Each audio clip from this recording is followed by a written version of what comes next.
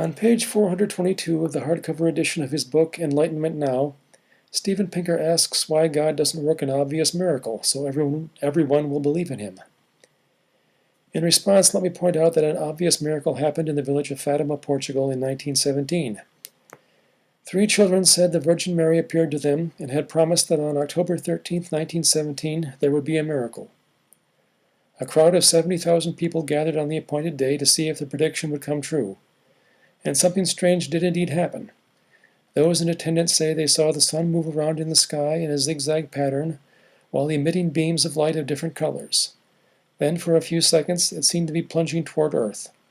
The audience was terrified, and then the sun moved back into its normal place in the sky. Is there a natural explanation for this? Even the militant atheist Richard Dawkins has admitted that he can't think of one. He talks about this in his book, The God Delusion, on pages 91 and 92 of the hardcover edition and pages 116 and 117 of the paperback. He says, quote, "It is not easy to explain how 70,000 people could share the same hallucination," unquote. But then he says it is even harder to believe that the Earth was temporarily ripped out of its orbit and nearly thrown into the sun, with nobody noticing it except the people in Fatima. That is a strange, strange statement. When I first heard about Fatima years ago, I took it for granted that the Earth was not really temporarily ripped out of its orbit. I took it for granted that the miracle was that God simultaneously made 70,000 people think they were seeing the sun dance, change colors, and then get drastically closer to the sun. Dawkins never even considers that possibility. Is he really that unimaginative? Atheists constantly tell us that miracles never occur, and if you say, "What about Fatima?" they just walk away and refuse to talk about it. I guess one should give Dawkins credit for at least mentioning the subject. Some atheists have argued that if you stare at the sun long enough, the sun will start to look like it is changing colors and dancing around in the sky.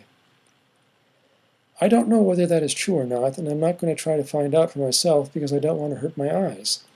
But even if it is true, the fact is that nobody at Fatima was staring at the sun.